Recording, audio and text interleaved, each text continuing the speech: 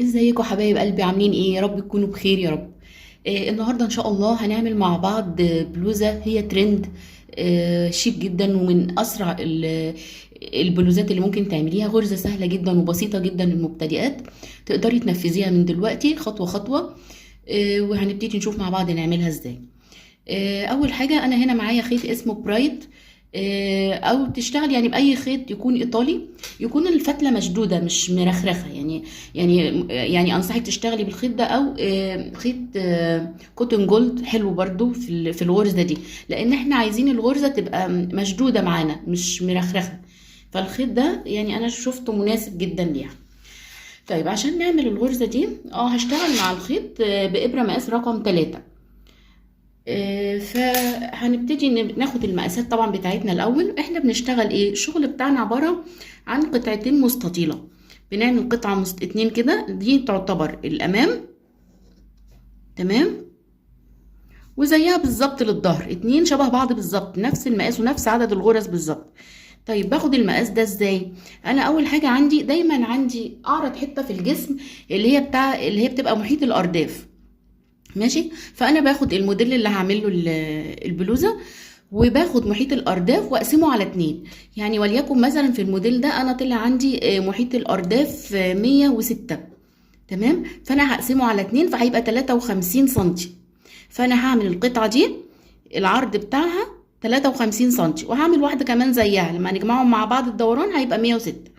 تمام. طيب الطول بقى حسب الطول اللي انت عايزاه. يعني انا هعمل المقاس ده طوله من اول الارداف لحد الكتف 60 سنتي، بناخد لحد الكتف فوق، تمام.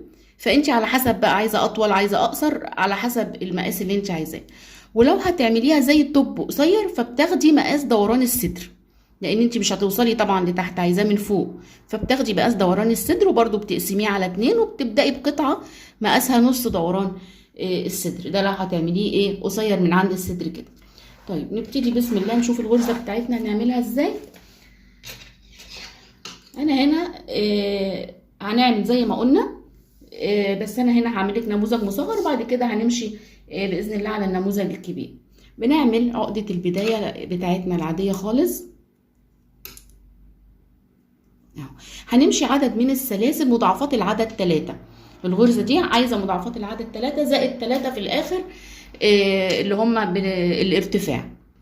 فانا هبتدي الاول، انا حابه اسس دور من الاعمده العاديه الاول. فهنبتدي نعمل عدد من السلاسل اللي هنأسس عليها طبعا الدور بتاعنا. هنفرض ان انا خلاص وصلت للمقاس اللي انا عايزاه وعملت مضاعفات العدد 3. باخد لفة على الابرة وبنزل اعمل عمود بلفة، بسيب 1 2 3 وانزل في رابع حلقة واعمل عمود بلفة. باخد لفة وانزل في الغرزة اللي بعدها واعمل عمود بلفة، وابتدي امشي الدور ده كله. ده دور تأسيس، حابة اعمله كله عمود بلفة.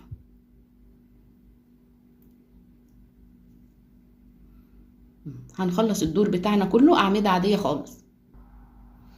بعد ما خلصت الدور كله اعمدة، هبتدي بقى في الغرزة الاساسية بتاعتي. بصي، عشان اول ما بنطلع الارتفاع بتاع اول كل سطر بنطلع 6 سلسلة، 1 2 3 4 5 6. ليه 6؟ لاني انا هعمل لا يعني عمود بلفتين، فالارتفاع بتاعه بيبقى 4 سلاسل وسلسلتين مسافة ما بين كل عمود وعمود، تمام. فانا هدور الشغل بتاعي كده بعد ما ارتفعت 6 سلاسل، واخد لفتين على الابره، تمام، واعد 1 2، وفي الثالثه انزل اعمل عمود بلفتين اهي. باخد لفه واخرج حلقتين، لفه واخرج حلقتين، لفه واخرج حلقتين اهو. برجع بعد كده اعمل بقى 2 سلسله بس ما بين كل عمود وعمود. اخد لفتين على الابره واعد 1 2، وادخل في الثالثه واعمل عمود بلفتين اهو. بالشكل ده بقت الغرزة معايا 2 سلسلة 2 لفة واسيب 2 وادخل في التالتة واعمل عمود. بس غرزة بسيطة وسهلة، وهي دي الغرزة بتاعتنا اللي هنمشي بيها على طول. يعني مش هنغير فيها اي حاجة، غير في تركاية في الاخر في الكم كده. هعرفك تعمليه ازاي، بحيث لو عايزاه يعني يبقى ضيق شويه من عند المعصم او من عند الكوع لو هتعمليه تلتين. السلسله بتاعتنا بنعمل 2 سلسله، 2 لفه، بنسيب 2 سلسله وندخل في التالتة ونعمل عمود بلفتين اهو. همشي السطر كله ده للاخر عشان نشوف هنرتفع ازاي للسطر الجديد.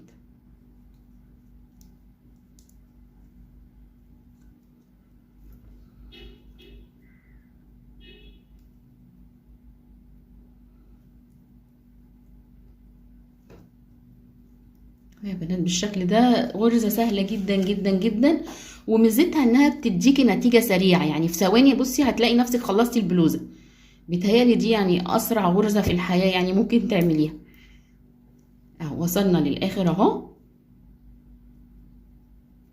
اهو بالشكل ده. طيب هنطلع بعد كده، قلنا اول يعني بداية كل سطر خلاص هنبتدي نطلع 6 سلسلة. لو انت مش هتعملي عمود بلفتين، عمود بلفة واحدة، يعني مش عايزة العمود طويل كده، بترتفعي 5 سلسلة بس، وهيبقى بقى مسافة 2 برضو زي ما هي، بس عمود بقى بلفة واحد. هنرتفع بقى في السطر الجديد 6 سلسلة. اتفقنا في بداية كل سطر هنرتفع ال6 سلسلة وهنعمل لفتين على الإبرة. هننزل بقى بصي فوق العمود نفسه، في الغرزة اللي فوق العمود نفسها، عشان الأعمدة تبقى فوق بعض في الآخر يبقى شكلها حلو. بناخد 2 سلسلة وناخد لفتين على الإبرة وننزل فوق العمود، الغرزة اللي فوق العمود دي، ونعمل العمود أبو لفتين بتاعنا اهو. بصي بقى شكلها حلو ازاي. كمان واحدة، 2 سلسلة، لفتين على الإبرة وننزل نعمل عمود. وتفضلي شغالة القطعة بقى بتاعتك كده لحد ما توصلي للطول اللي انت عايزاه، يعني بنشتغل كده لحد الكتف. انا هنا عملت قطعة وعملت التانية، وهنبتدي نعمل مع بعض اهي. بصي شكلها جميل ازاي.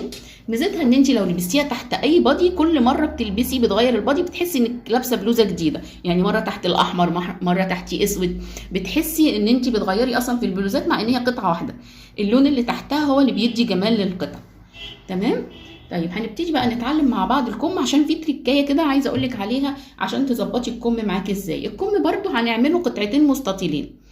بنعمل ازاي؟ احنا عندنا مثلا قسنا هنا، بنعمل من تحت الباط، بنقيس من تحت الباط لحد الكتف، هي دي المقاس مثلا بتاع الكم بتاعنا، ماشي، من ناحيه واحده.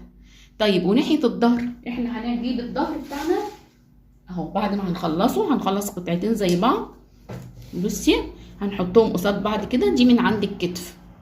تمام اهي. هنشبك بقى من هنا، نشوف المقاس اللي احنا عايزينه وسع الرقبه قد ايه، ونشبك الاكتاف مع بعض. هنوريكي هنشوف مع بعض ازاي دلوقتي، هنشبكها في الاخر. بس انا عايزه اعرفك دلوقتي هنعمل الكم وبعد كده نشبك كله مع بعض. الكم بقى احنا قلنا ايه، طول حردة الباط عندي 20 سم، فانا هعمل حردة باط طبعا من الظهر وحردة باط من قدام، فهعمل قطعه يعني هبتدي بسلسله طولها 40 سم جامعه من طول الباط من قدام ومن ورا، عشان هعمله قطعه مستطيله برضو.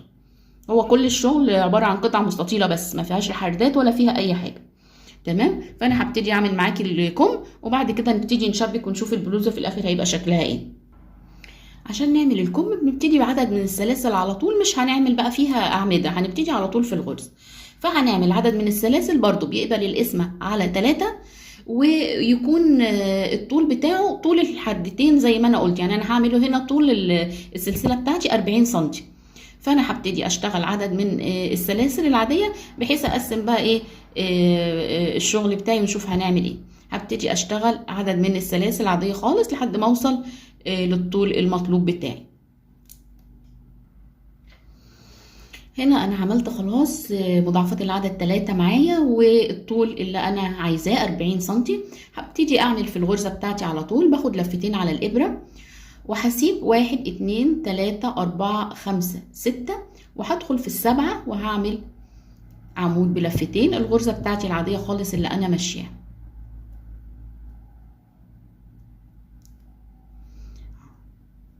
بعمل 2 سلسلة وباخد لفتين على الابرة وبسيب 1 2 من تحت وادخل في الثالثة واعمل العمود بتاعي. اهو بالشكل ده همشي السطر كله، وهنطلع بنفس برضو الطريقة عدد من الادوار لحد ما اوصل لطول بقى الكم اللي انا عايزاه، عايزاه تلتين، عايزاه بكم، حسب الطول اللي انت عايزاه. بس هنشتغل قبل الطول اللي احنا عايزينه ب3 سطور تقريبا، عشان هنعرف مع بعض لو عايزه تضيقي شويه من الكم هتعمليه ازاي من غير ما تغيري عدد الغرز. فهبتدي اعمل معاكي الطول اللي انا هوصل له، وهنشوف هنكمل ازاي مع بعض. طيب حبايبي، دلوقتي انا اشتغلت جزء من الكم لحد قبل الطول اللي انا عايزاه ب3 سنتي تقريبا. طيب انت لو عايزه الكم يبقى واسع شويه، يعني هتخليه زي ما هو كده، مش هتعملي اي تضييق ولا حاجه. تمام. طيب عايزاه ملموم، يعني نعمل له زي اسوره شويه عند المعصم، بس مش اسوره، يعني نلمه شويه ما يبقاش واسع. هنعمل ايه؟ كل اللي هنعمله ان احنا بصي كنا بنشتغل بابره مقاس 3 ملم، لا احنا هغير الابره وهجيب ابره مقاس اصغر. بالشكل ده هيلم معاكي وهيضيق معاكي من عند الاسوره من غير ما تعملي اي تناقص. مجرد ما انت غيرتي الابره المقاس اصغر انت كده عملتي تناقص. ونطلع شغلنا العادي، بنطلع 6 سلسله،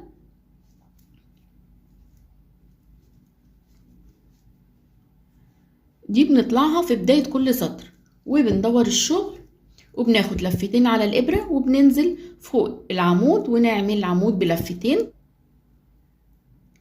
بنمشي نفس الشغل بتاعنا اللي احنا شغالينه العادي اهو، عمود بلفتين، بنعمل 2 سلسله، لفتين على الابره، وبننزل نعمل عمود.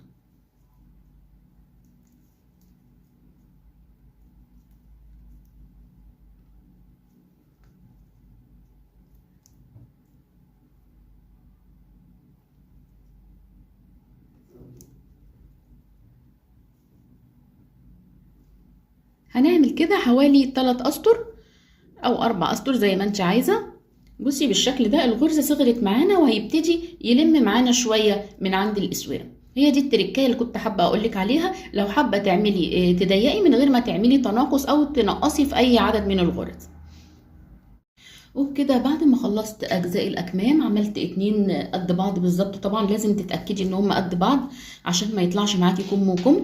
عملنا بقى عندي 4 اجزاء، 2 للكم و2، واحده للوش وواحده للظهر.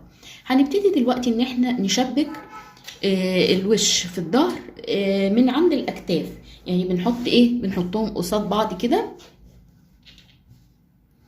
كده، وهبتدي اعد الغرز بتاعتي من عند الاكتاف قد بعض. يعني مثلا انا هعد مثلا 7 مربعات مثلا، هو ده الوسع اللي انا عايزاه، 1 2 3 4 5 6 7 اهو، ومن هنا 7، 1 2 3 4 5 6 7 اهي، 7 واحده من هنا مع 7 واحده من هنا، وهبتدي احط لها ماركر وعشان اعرف انا هثبت لحد فين اهو بالشكل ده. الجنب التاني نفس الحكايه، هنحطهم على بعض كده ونعد 7 مربعات.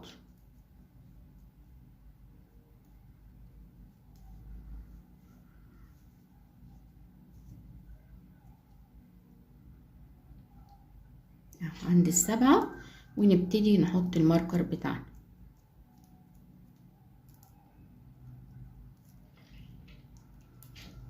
اهو بالشكل ده. هبتدي اثبت بالخيط والابره معايا العاديه خالص اللي هي بتاعه التنظيف دي اهي، لضمتها بخيط عادي خالص، لضمتها بنفس الخيط اللي انا شغاله بيه. طبعا انا هنضف ده، بس انا هوريكي ازاي التثبيت. بصي بناخد بصي كل غرزه قصاد التانية، بنيجي من عند الاطراف كده، والخيوط دي برضو وانا بنضفها هثبت بيها برضو من عند الاكمام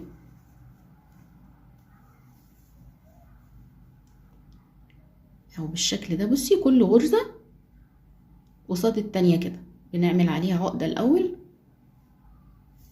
عشان نثبتها.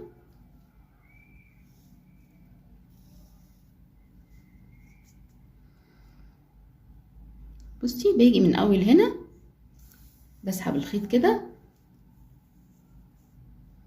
وبنعمل عليها عقده عشان نثبتها، بدخل الابره فيها كده عشان اعقدها عشان تبقى ثابته معايا متتفكش اهو. بعد كده بصي همشي هاخد طبعا الخيط ده معايا هنضفه، والخيوط دي طبعا هنضفها بعد كده، بصي كل غرزة قصاد التانية اهو، غرزة من الناحية دي وغرزة من الناحية دي، ونشبكهم مع بعض كده، نخيطهم خياطة عادية خالص. هنفضل نخيط لحد ما نوصل ايه للماركر. هنا هنثبت عند الماركر وخلاص ونشيل.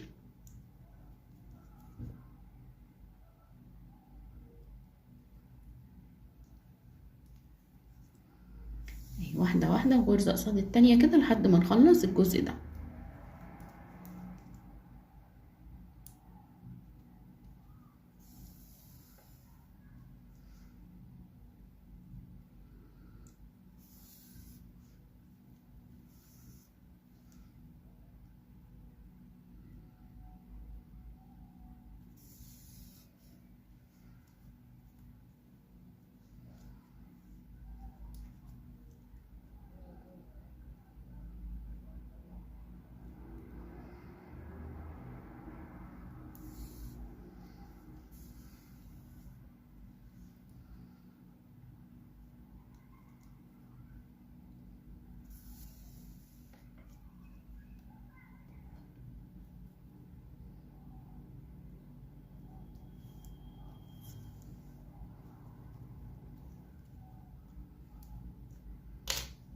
وصلت هنا للجزء اللي انا خلاص هثبت، هوقف عنده الخياطة. ده اخر عمود هثبت فيه. برجع اعقد بقى بتاعي الشغل بتاعي كويس عشان ما يفكش. تمام. وبعدي برضو الابرة ما بين الغرز كده واقص.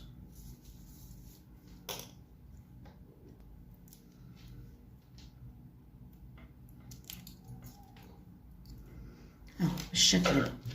هبتدي بعد كده هشبك عندي بقى الكم من عند الاكتاف اهو بالشكل دوت كده. هعد طبعا الغرز بتاعتي لازم ايه العدد على الظهر نفس العدد على الوش علشان يبقى الشغل معايا مظبوط. وهثبت بنفس الطريقة ماشي، كل غرزة قصاد التانية، كل غرزة قصاد التانية. بعد ما يخلص هيبقى معايا الشغل بالشكل ده. هاتني بقى الكم كده، هاتني بقى الكم معايا بالشكل ده، هيكون اتثبت هنا.